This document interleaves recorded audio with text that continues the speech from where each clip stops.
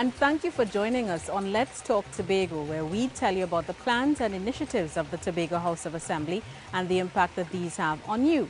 I'm Colleen Holder, and this week we're coming to you from the Le Grand Corland Spa Resort.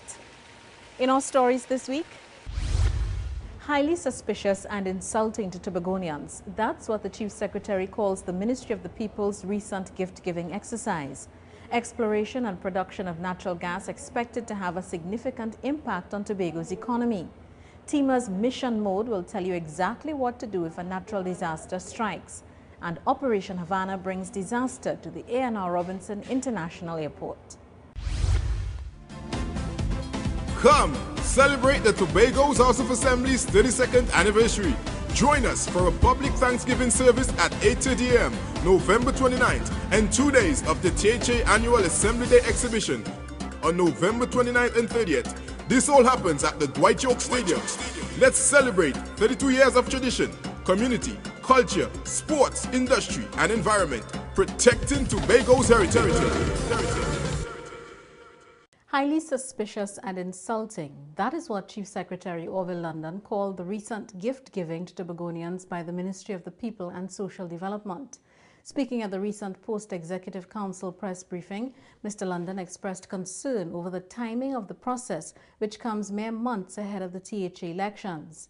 He also expressed his vexation at being listed on the program as a speaker when he was never invited and he knew nothing about the event. It is suspicious to the point of being insulting to the people of Tobago, because I don't think that any right-thinking Tobagonian cannot help but associate this with the Tobago House of Assembly election and an effort to bribe the people of Tobago. After more than 30 months in power, 2 months before an election, the Ministry of the People and by extension the central government decide to have a blitz in Tobago. I am certain that what they're doing is encroaching on the authority of the Tobago House of Assembly in Tobago, but I'm not going to deal with that at this point in time. I'm dealing with the signals that are being sent about what they think of us as Tobagonians. That by coming to Tobago and sharing out the goodies, that Tobagonians will reward them with their votes. I consider that insulting, and I have enough confidence in Tobagonians to believe that they are not going to be taken in like this. People in positions of responsibility cannot do things like that. It is wrong. Because obviously the signal that you want to send is, I invite this chief secretary and come me petty. People must not do that. There must be some decency among decision makers and leaders in this society. And I'm saying that it is not only insulting the way in which they have treated Tobagonians in this issue, but it is wrong, it is irresponsible, it is disingenuous of whosoever the organizers to put the chief secretary's name on a program, knowing fully well that he will not be there because he was not invited. Mr. London also took the opportunity to dispel statements regarding the Tobago House of Assembly's involvement in the energy thrust, saying the THA's participation is not recent. I, as was said, was a member of the Energy Committee under the last administration. And it was that Energy Committee that the decision was made to invest $1 billion in a gas pipeline between the BHP Billiton field in Trinidad and Cove Eco-Industrial Park in Tobago. It was that committee that made the decision to set up a $300 million processing plant at Cove through our initiative. It was that committee that made the decision to set up $100 million US, a $600 million 64 megawatt dual-fired electrical power plant at Cove so that they can use diesel and natural gas.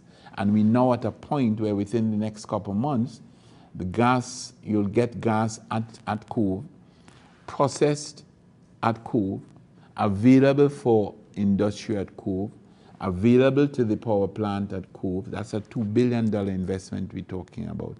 And also placing Tobago in a position where Tobago can lay claim maybe within the next couple of decades to be in a clean, green economy. And that is, all of that is part of the vision of this administration where natural gas and energy are concerned. If oil and gas are found in Tobago's waters, Tobagonians should be able to control the revenue. This was one of the arguments raised at the recently held Business Development Unit's Business Outlook Conference. Good news. The exploration and production of natural gas is expected to have a significant effect on the economy of Tobago, so says Chief Secretary Honorable Orville London.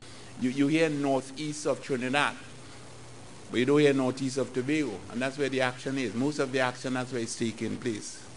In this regard, you'd have even heard the Minister of Energy recently point to work being done and boast of Trinidad and Tobago becoming a major player in the LNG sector.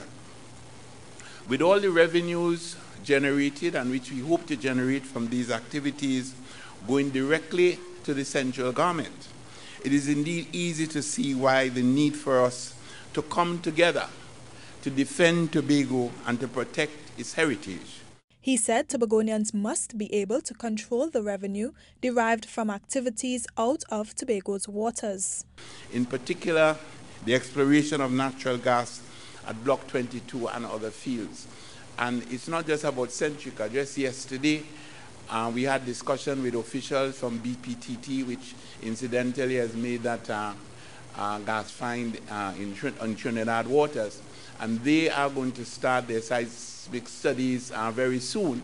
And they're just one of 2 or 3 other energy giants who are going to have activity of the northeast of Tobago. However, the construction stage, or mud stage, as Mr. Mariano Brown explained, will bring the most opportunities. Construction stage is essentially about mud. And when I say that, it's about earth moving.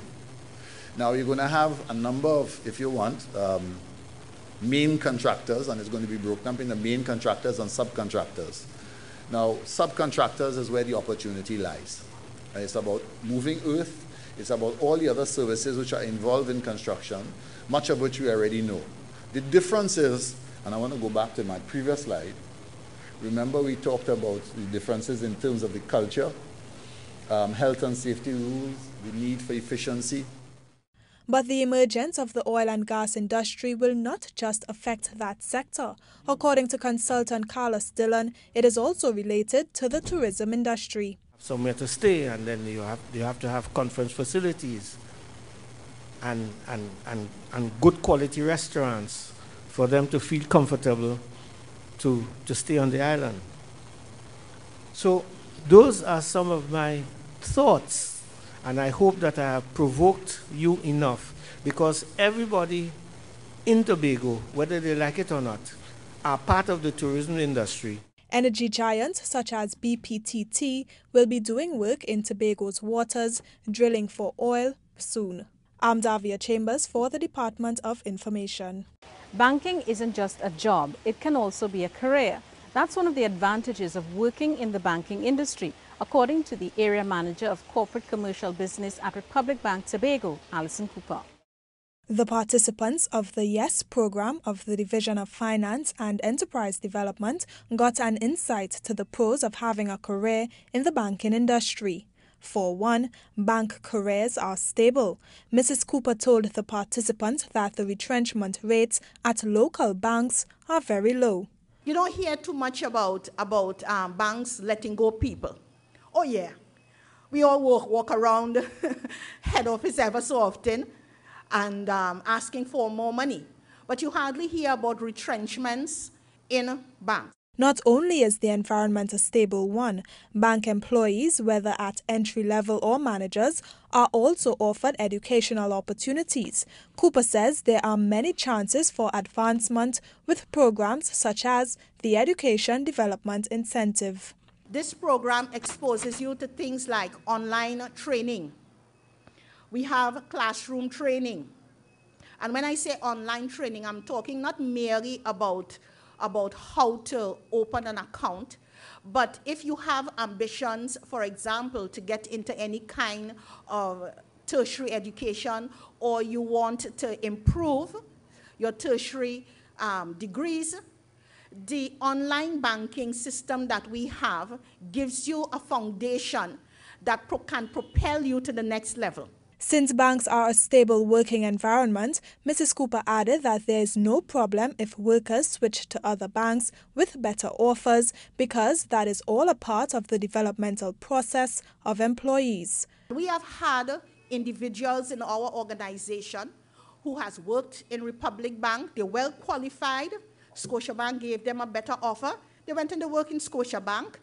And then FCB gave them another offer, a better offer, and they go to FCB. There's nothing wrong with that.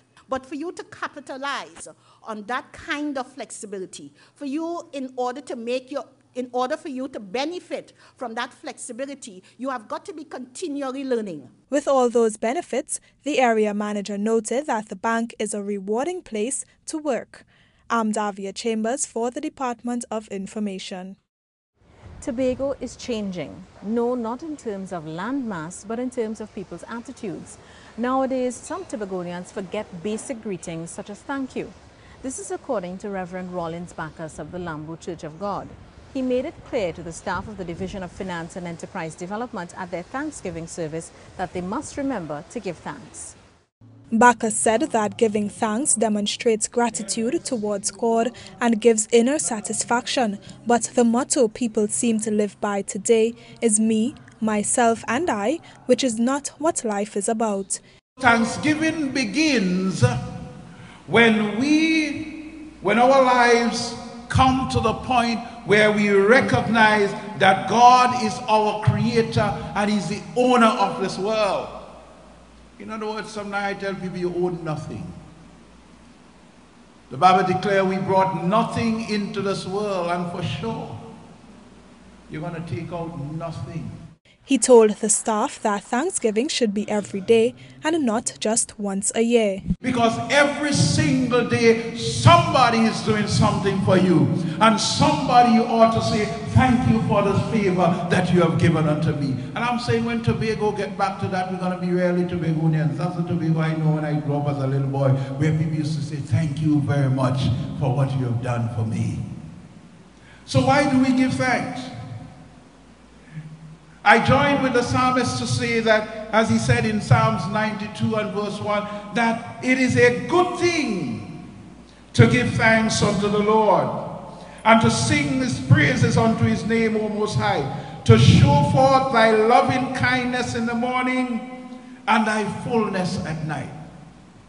When I start out in the morning, I must be grateful that after a night, and when you're asleep, you don't even know what's going on. You know, I always tell people sleep is almost like death. It's when you wake up, you should say, thank God I've seen the world for another day. Secretary of the Division, Dr. Ansem London, was thankful that the staff has been able to deliver even through criticism. Not simply by our own efforts, by the efforts of God, who gave us the strength to answer telephone calls at 3:30 in the morning sometimes, and that happens. Mr. Alfred would know when our boss calls.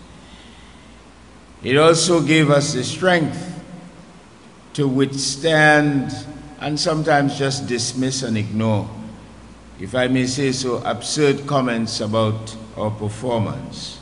And the choir of the division also gave thanks. They showed appreciation in song.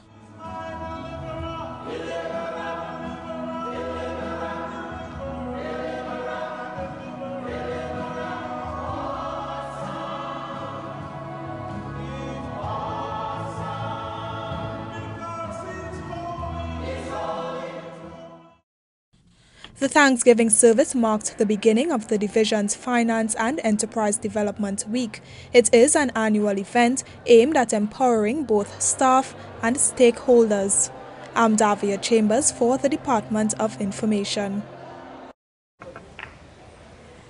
You can now send us your comments to information@tha.gov.tt or visit us at www.tha.gov.tt, or please see the bottom of your screen for more contact details. We take a short break, but when we come back, disaster comes to the A&R Robinson International Airport with the emergency drill Operation Havana. Come celebrate the Tobago's House of Assembly's 32nd anniversary. Join us for a public Thanksgiving service at 8:30 a.m. November 29th and 2 days of the THA Annual Assembly Day exhibition on November 29th and 30th. This all happens at the Dwight York Stadium. Let's celebrate 32 years of tradition, community, culture, sports, industry, and environment, protecting Tobago's heritage. Welcome back. Tobagonians are in mission mode and will soon be able to receive disaster messages via phone call, email, and text message with greater speed and efficiency. This was unveiled at a recent training session where TEMA members and other disaster responders learned how to use the mission mode software. The Tobago Emergency Management Agency, TEMA, recently improved its mass notification system for times of catastrophe. During a mission mode training session, disaster response stakeholders learned that the mission mode software is designed to alert persons via phone calls, emails, or text messages. Trainer Jason Zimmerman explained. Currently, the Tobago doesn't have a mass notification tool to be able to mobilize their emergency responders, so they're going to be using mission mode to be able to notify as well as get mobilization of their emergency responders on a much faster basis. Be able to send notifications all at one time, so then the emergency responders can then go about and start to mobilize for their response. International clients ranging from government institutions to the healthcare sector. Trainer Zimmerman stated that the system will now allow TEMA and other agencies to increase their readiness and response capabilities in times of disaster. We have clients from the corporate sector, for the most part, within the states, as well as governmental entities, healthcare, energy sector. I would see a drastic increase of efficiencies and capabilities for TEMA moving forward. I am Umadara Mills for the Department of Information. A violent earthquake strikes the southwestern tip of Tobago. You are at the A&R Robinson International Airport, which is now under rubble. Do you know what would happen in a situation like this? Well, Umadara Mills has details on the full-scale emergency drill, which involves several disaster agencies at the island's international airport. Several injured and some dead. This was one of the scenarios at the 6th emergency exercise carried out by the Airport Authority of Trinidad and Tobago at the International Airport in Tobago, using a simulation of an earthquake.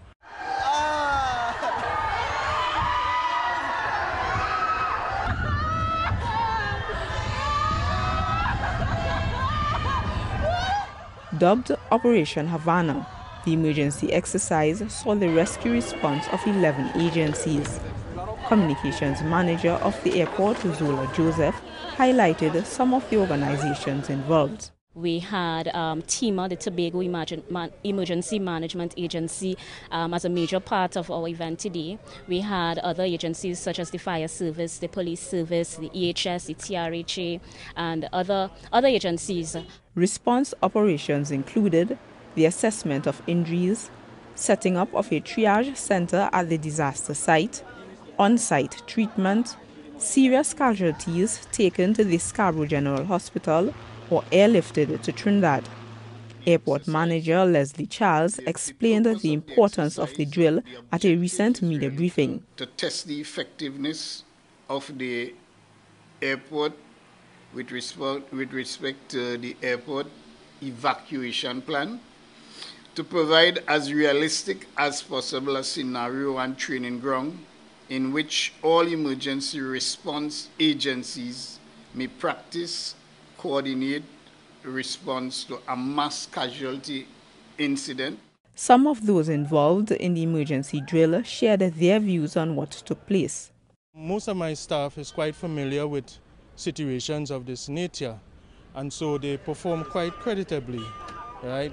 We were able to test certain aspects of our system, and we were quite satisfactory based on how we were able to respond and perform during this exercise. The CERT technicians add real value to this exercise in terms of the quality and the ability to establish an advanced medical post in 15 minutes. All of Tobago will be proud to know that we were able to notify all 100 persons that we think are key persons from in the executive group, whether it's the chief secretary, the chief administrator, certain important persons in the THA. They were all able to utilize what is called this new gadget that we utilize, mission mode, which is an emergency mass notification medium. That worked fine. The different response agencies coordinated and came together to ensure that the drill was a success. The full-scale drill is carried out every 2 years so that the ANR Robinson International Airport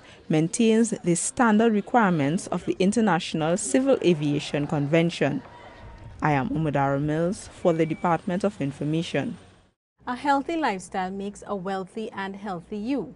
That was the theme for Mason Hall Government's 2012 Walkathon. However, a healthy lifestyle will not make a healthy nor wealthy you in just one day. It must be continuous. Villagers, teachers, students and parents all came out to support living a continuous healthy lifestyle, all backed by music to keep the rhythm while on the road.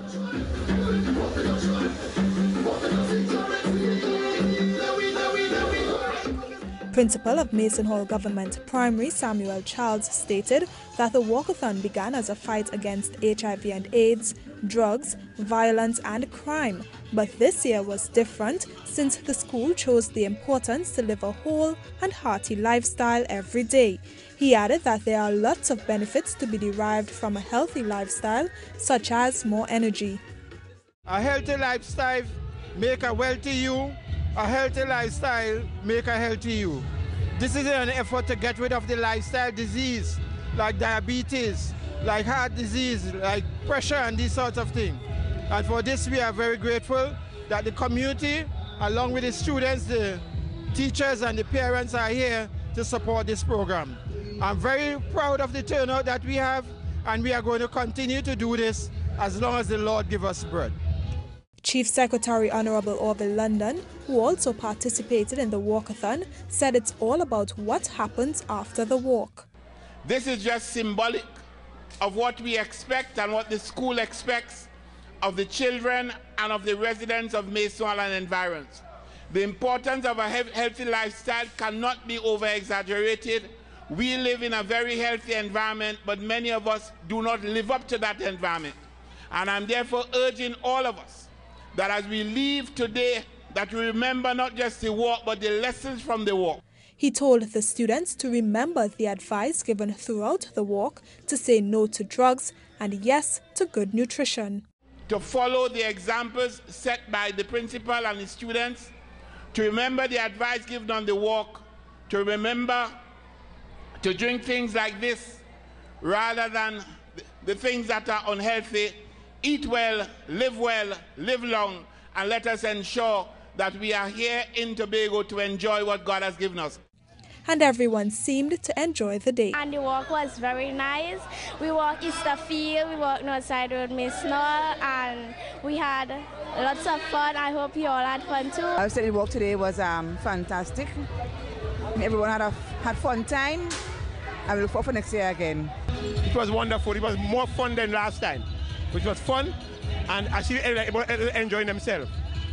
The walkathon ended with testing services for lifestyle diseases such as diabetes. For the Department of Information, I'm Davia Chambers. Men don't like to get medical checkups, but while that may be true for most men, there are others who believe that there's nothing wrong with testing for lifestyle diseases. This was evident by those who came out to support the Department of Labor's free health screening and information open day as they commemorated International Men's Day. This initiative is very good. It's a wonderful thing that you all are doing. Now, I really didn't know that this was going on. I came with the kids to get something in the store, and you know, the guy to the back of me asked if I'm interested. Yes, I told him. Now, I took things for granted, you know, feeling healthy and looking good. Well, for my age, I'm 56, you know. I took things for granted. And having the test here, I see that I'm a diabetic. That's Michael Ballaran, a resident of Tobago, who randomly was asked to do the health screening and found out that he is a diabetic. He now makes up the more than 15% of the country's population with the disease. That's why he believes men should screen, because it is critical. The theme for this year's International Men's Day was helping men and boys live longer, happier and healthier lives, and that was the main purpose of the screening, according to Manpower Development Officer Desmond Woods. He said that it's all about encouraging men to do what's right and ensure that they are healthy. We're having a screening session. We're doing screening for blood pressure, blood sugar and cholesterol for men. Personally, I don't have a problem with public testing. I'm not sure about what men in general think, but personally, I don't have a problem with it. Meantime, these participants told us why they decided to support the venture and leave their male egos out the door. Well, I was on my way on the mall here and I saw the ladies there. They're taking free sugar and blood pressure samples. So I decided to give them a check to see how my system is functioning. Really, I was just passing by. I was going into one of those stores, and then the lady, when I look across there, I saw helping men and young men live longer. So I was kind of curious. So I just came along, and then I said, well, better do the testing of my blood sugar and health. And they could not leave without encouraging other men to do the same. Generally, men are kind of frightened doing those things, because what I realized, what is taking place these days, a lot of men is coming down with prostrate and those things these days. And I think it's wise that men should come out and take care of their health, because women seem to be far apart, more advanced than men. And men are always kind of scary. So I always take the privilege to go and do all those health checks. Well, guys, I think it is free and you should come and give it a shot. You have nothing to lose. I encourage anyone, it is very good to know the status of your health. In 2011, President of the International Diabetes Federation, Professor Jean-Claude Bagna, said that in 2004, there were 444 foot amputations in Tobago related to diabetes. I'm Davia Chambers for the Department of Information. And that's how we leave you on this week's edition of Let's Talk Tobago. On behalf of the Department of Information, I'm Colleen Holder, and we'll leave you now with some more scenes from the Le Grand Corlan Spa Resort.